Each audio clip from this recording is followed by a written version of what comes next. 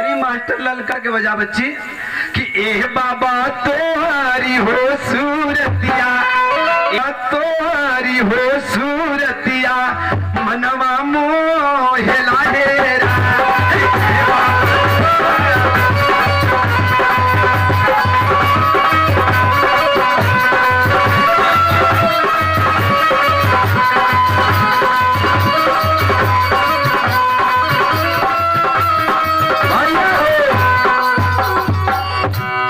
जितना चार ठे नाचत रहे ना अकेले उतना नाचो।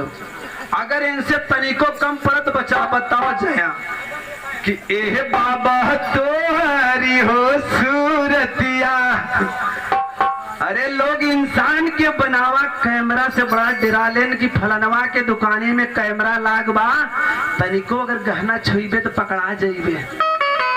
और इनकर कैमरा दिन और रात चलत बा, इनकरे कैमरा से केहू के डरना बा। मगर इनके कैमरा में अगली बार हमारी रिकॉर्डिंग रहल कि एह बाबा तोहारी हो सूरतिया, कि ए नाथ तोहारी हो सूरतिया, मनवा मोहेला हेरा।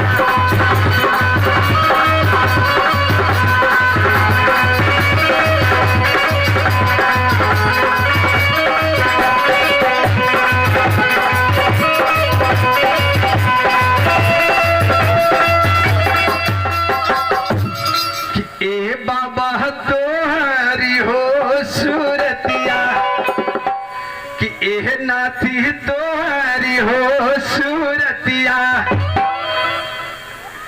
कि काश हमारे मालिक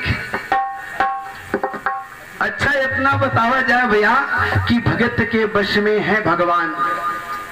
मगर कहना कैसे बा कि एह राम तोहारी हो सूरतिया। 4 बजे मालिक फोन कर लेने की ए गोरख तो के आवे के बा। हम के मालिक जब तोहार हुकुम बा तो चाहे जहाँ रही तोरे दरबार में आई जा। मगर ई ना पता रहा कि हमार बड़का भैया हमरे साथे साथे आमने सामने हम ही से लड़ाई करी है। मगर कहना कौनो बात ना कि जाको खेसाइया मार सके ना, मगर कहना कि तो ही हवा हमारे मालिक मोरे बाबा।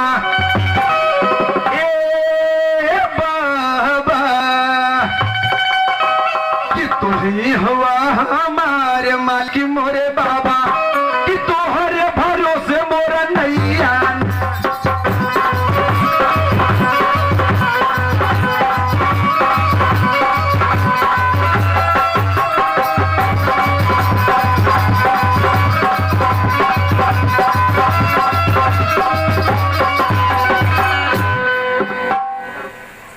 देखा भैया ई मालिक कुल बैठ के रिकॉर्डिंग करत हुए भैया हमार इनाम बोलबे न करे रहे। मगर भैया नहले पे दहला चलबे करी। जब बाप बगले बैठा हुए, अरे ए नहीं दूध उन्हों के पियाए हैं, ए नहीं हम के पियाए हैं। तू तो हमार ना बोलना मगर हम तो बोलबे करन। हमारे हृदय सम्राट भगवान राम स्वरूप, हृदय सम्राट भगवान राम स्वरूप आप हमारे कजरी व बिरहा के जौनपुर जिला के मशहूर सुपर डुपर स्टार कलाकार। और अब तुम तो सीखत है भैया के तरफ से 101 रुपया के आशीर्वाद बा। और भैया के चरण में प्रणाम कोटि कोटि नमन बा। खलीफा भैया कि एह बाबा तोहारी हो सूरतिया, कि एह बाबा तोहारी हो सूरती, मनवा मोह